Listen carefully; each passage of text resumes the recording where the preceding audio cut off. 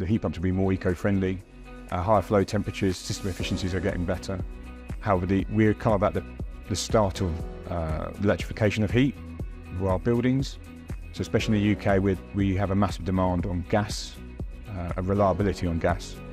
However, that market is starting to change, and as new products come out, it will allow installers to pick good products which can replace those existing systems.